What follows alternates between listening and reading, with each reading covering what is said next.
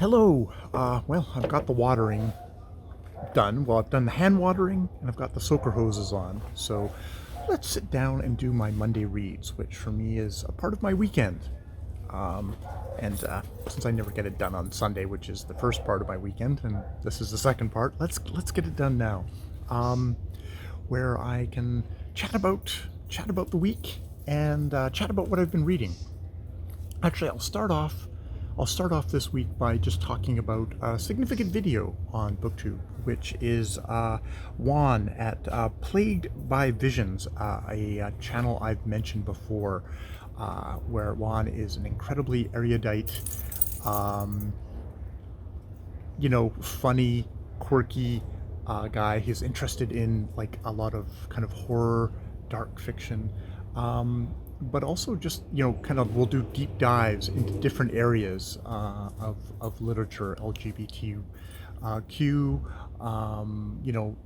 various different things. He is really a big gift, a fairly recent but incredibly successful part of the Booktube ecosystem.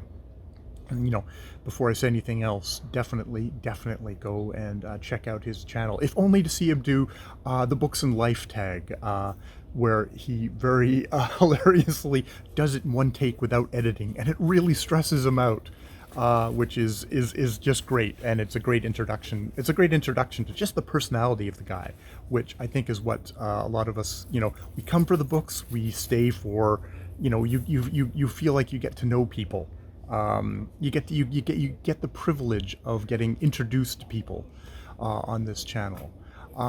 Now he did a different video this week, and he sort of apologizes at the beginning, worried that people were going to think he had gotten political. The video in question is hate speech on Booktube, and it's because, and it's not. He says it's not political. It's the fact that over the course of his channel, he hasn't been on for very long, but with his kind of gathering success, he has attracted that, as what he calls, that 0.0001%. It's probably fairly small for Booktube, of racists, of people using slurs against him. And stuff like that. And though, it happens, he says, it happens fairly infrequently, it's something that, he says, it ruins his day when he gets comments like that. And it bothered him enough that he felt like, he wanted to have a talk about it. He wanted to, just discuss it. And, I think, the really wonderful thing about Juan is, he is so well spoken and is able to kind of bring forth really complex, interesting ideas. Is that he's also he's like great communicators, is able to kind of open himself up. And I really appreciated him opening up about this and talking about, how this made him felt, and especially as the white guy who's like, oh, Booktube is wonderful, there's no racism on here. It's like, how would I know? I have not made that statement. I intellectually know that, yes, like, whenever there's a gathering of people, there's always going to be shitty people, and a lot of people who look like me can carry a lot of racist, hurtful things, and feel the need to clue in people that they've decided to focus their hatred, their stupidity on. They want to clue in those people, make sure that they know exactly just how shitty they should feel about themselves. But I found it really valuable for him to say, hey, you know what? This happened to me, as a person of color, that this happened to me, and it really makes me feel shitty. And he says, I'm not going to stop booktubing. He definitely gets, he got advice from, other friends, people of color, who are like, yeah, it's the internet. And I mean, he knows, like, he's somebody who's, I've lived on the internet. He's a to me, a relatively young guy. He's lived on the internet. He's been exposed to plenty of racism on the internet because there's stuffed full of white assholes who decide that they want to spew their hate. But and a lot of them say, like, well, don't give them the power. Don't talk about it. Just shrug it off and fuck them and keep on going. And I mean, there's part of me that's like, yeah, fuck them.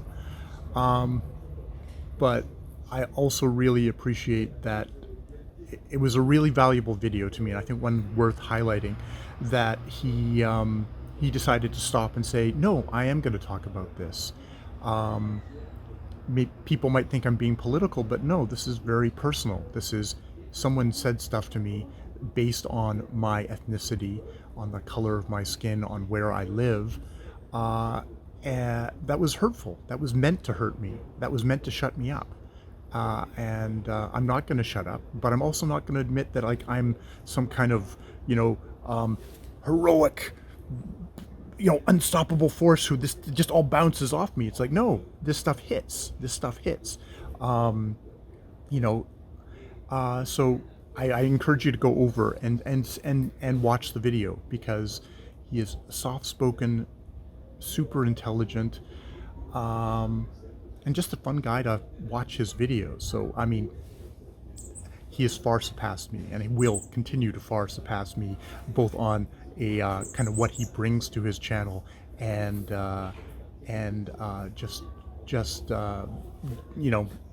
his reach. But if you haven't had the chance to check him out, do check him out, and not just this video, but his books and the Books and Life tag, and just his many videos. He does like messed up stuff. He finds interest in the darkness. He finds light in the darkness, which sometimes some of the books that he reads on that channel, it's like, I've got no interest in.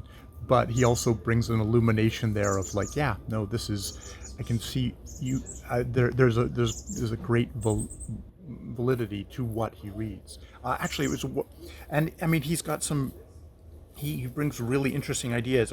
In the course of this video, he holds up a book called Inventing Human Rights by Lynn Hunt, which posits that kind of the start of stuff like the novel and stuff like that, considered like empathy machines, was kind of coinciding in there with the kind of the concepts of human rights. So not only was, it was really good to hear what his experience of the internet is and how it makes him feel, but he also gave me a book recommendation in the video. So a true booktuber. So with that said, let me pass on to my own attempts at bridging the gap of myself and the rest of humanity this week. We'll start off with, I finished 2 books this week. Last week I talked about how I DNF'd a couple of books, which I won't mention here, just to not rip the Band-Aid off too soon, of books that I alternatively failed to read, or succeed in realizing that they were not the books for me at this time. But I went on and said, okay, I'm going to pick up some new books. First, I finished my ebook, which is Just North of Nowhere by Lawrence Santoro, a 2007 novel. It's sort of a collection of stories all centered around this fictional town of Bluffington. And Lawrence Santoro was a great audiobook reader. He has passed away since publishing this novel. And he says in the afterwards that the part of this was he would write little stories, kind of all based in this town, just to kind of have something to read at like public events and things like that of his own. But I found the book really fascinating as this just kind of mosaic amalgamation of all these different characters. There's not a giant, driving through line, but each story would grab hold. I found as I went along, would grab hold with the the particular character of that story, a lot of them, like a really good hit rate. And stuff like that, because of course the problem with a story like this would be like, oh, I loved this one character, but then we went on to 15 other characters I didn't give a crap about. It's like, no, this is one of these books where the town troll Bunch is an interesting character. There's Rattler Ken, this old septuagenarian who gains his sight back late in his life. There's Leslie Fritz, a young girl wants to be a witch. Christina, a witch. There's a lot of kind of Cthulhu kind of Lovecraftian horror in this novel. There's baseball. I'm gonna have the challenge of talking about this book in a review. It is very much a read out loud kind of book, and maybe sometimes the prose can get a little bit maybe much, but I mean, a part of that part of the strength of that kind of a prose is that it kind of unifies the stories in a way, because it's all kind of told in that kind of a tenor, which not having as much of a plot, it gets unified by the many characters that interweave in and out, and the language. So I that took me a bit of time to read, but once I really buckled down and just kept on and read, put aside those other books that were giving me so much trouble, I really enjoyed myself. So yeah, there's that. On the audiobook front, as I said last week, I started and I finished this week If Beale Street Could Talk by James Baldwin, a 1974 novel, which has been turned into a movie by Barry Jenkins of Moonlight fame. They famously won the Oscar after another movie was accidentally announced as the winner. There's a couple of things. I love Moonlight, so it's like, oh, I want to see If Beale Street Could Talk.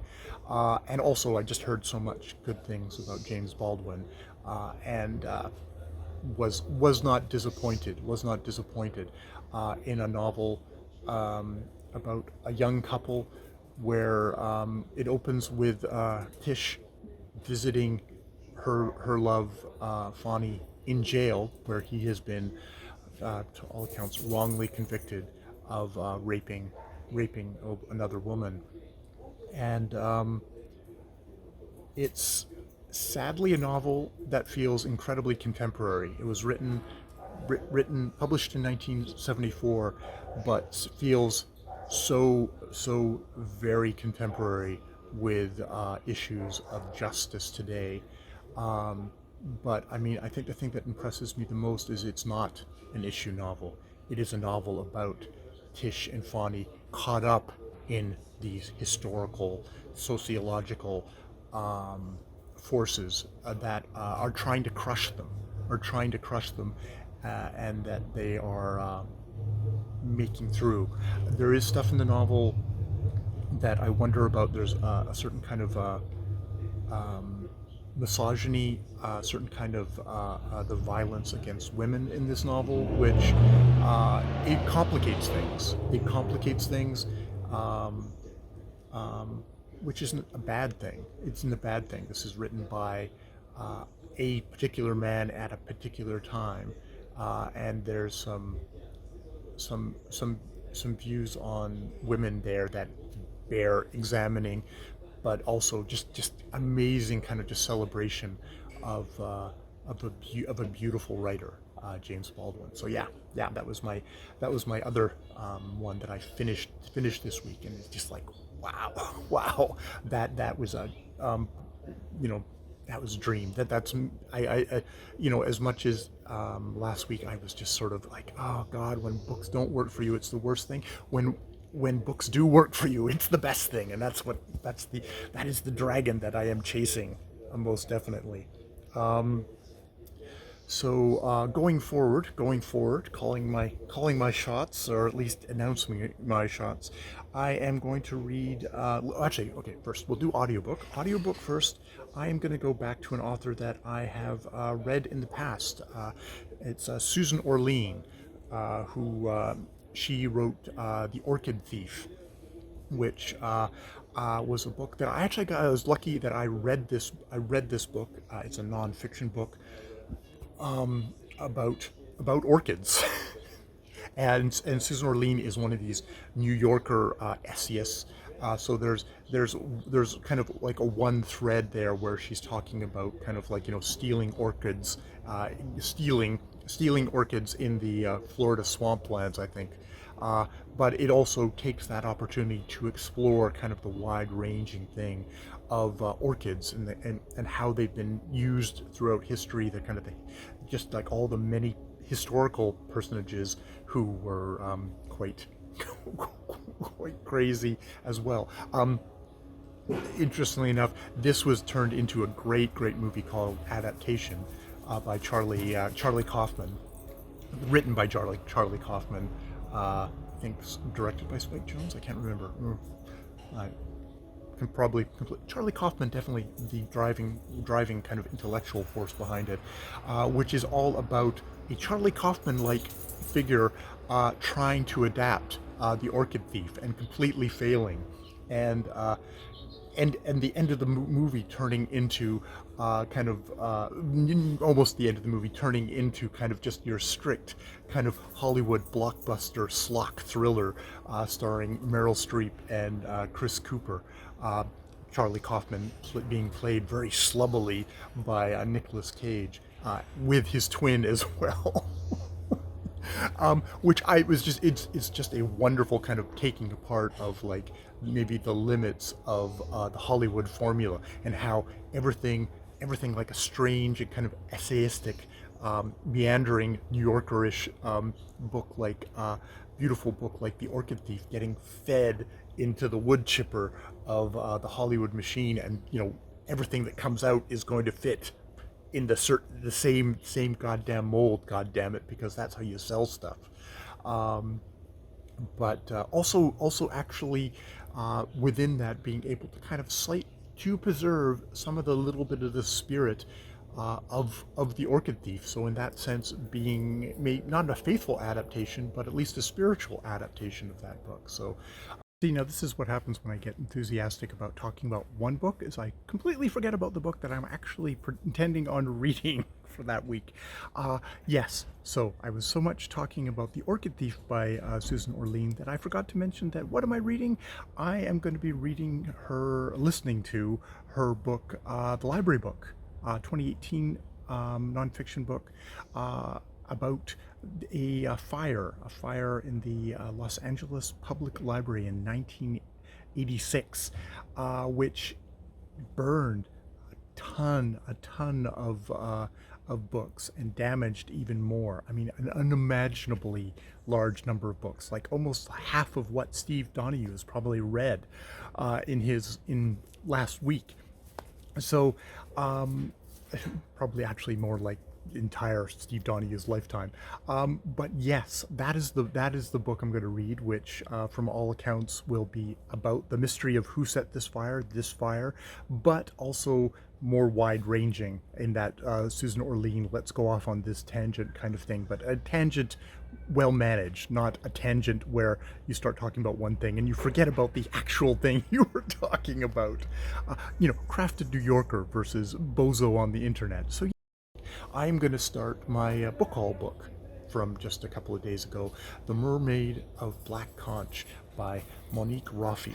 Monique Roffey, see, I'm holding up her book and saying her name, which I've already discussed, but is set in a Caribbean village where a mermaid ends up, and it's not Daryl Hannah. So it's going to be a lot more interesting. It's the Costa Book of the Year 2020, and Shira's very excited for me to read it. And oh boy. So yeah, that is what I'm reading this week. Coming up this week for me will be doing the Booktube Spin, where over on Rick MacDonald's channel, he's been doing for now this will be the third time. He gets you to select 20 books that you've been meaning to get to off your shelves, and Lord God, I've got way more than 20 books I've been meaning to get to for years and years off my shelves.